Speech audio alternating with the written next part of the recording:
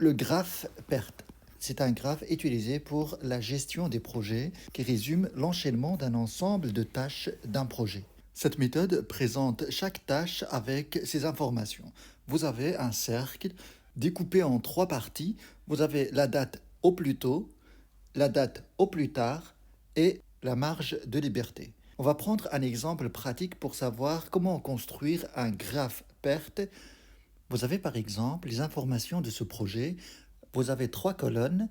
Dans la première colonne, on va mettre la tâche, la deuxième, la durée, et puis la troisième, antériorité. On va dire que la tâche A dure 15 jours, et après la tâche A, il n'y a rien. La tâche B dure 25 jours, après cette tâche, il n'y a rien. La tâche C dure 8 jours, il n'y a pas de tâche précédente à la tâche C. D, 5 jours, tâche précédente A. La tâche E, 4 jours, la tâche précédente B, tâche F dure 6 jours, et les tâches précédentes de F, c'est D et E.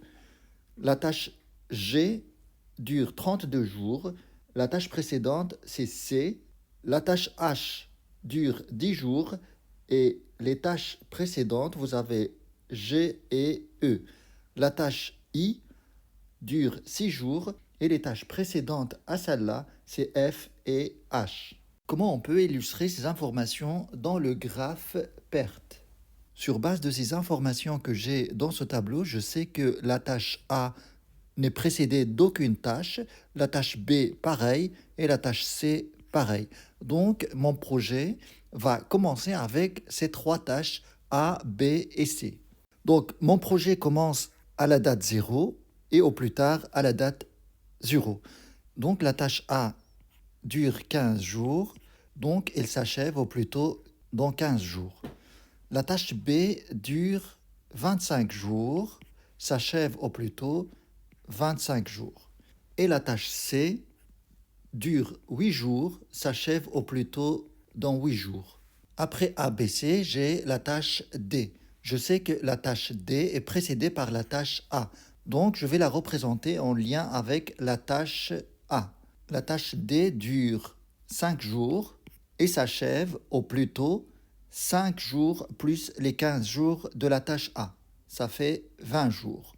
La tâche E est précédée par la tâche B.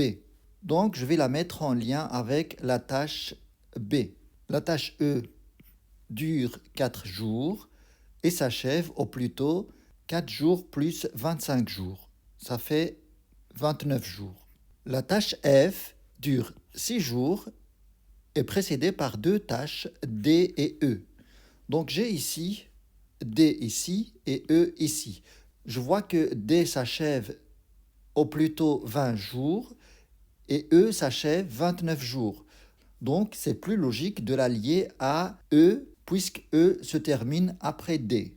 Donc F dure 6 jours, s'achève au plus tôt dans 6 jours plus 29. Ça fait 35.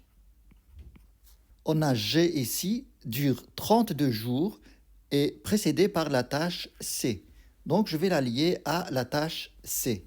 G dure 32 jours, on met 32 jours entre parenthèses, et s'achève au plus tôt dans 32 jours plus 8 jours de la tâche C. Ça fait 40 jours. On continue, vous avez la tâche H, dure 10 jours et précédée par G et E.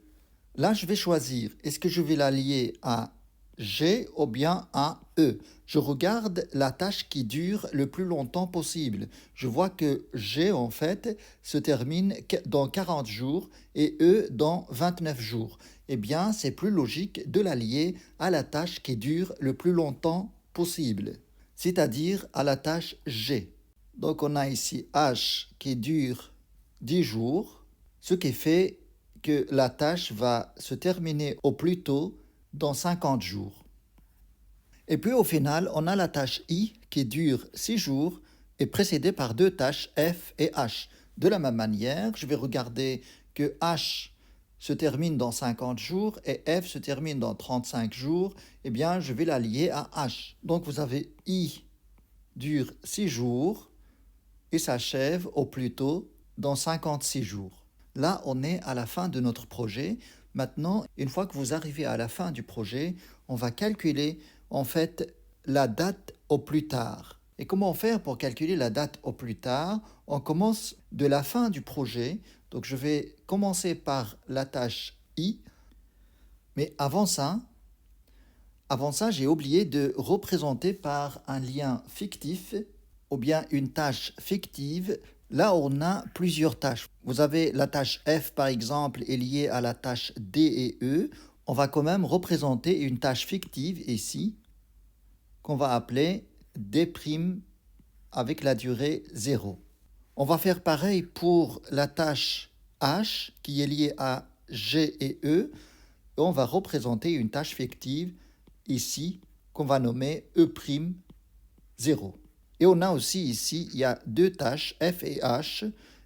La tâche I, on l'a liée à la tâche H. Donc on va représenter un lien fictif ici, une tâche fictive qu'on va nommer F' avec une durée de 0.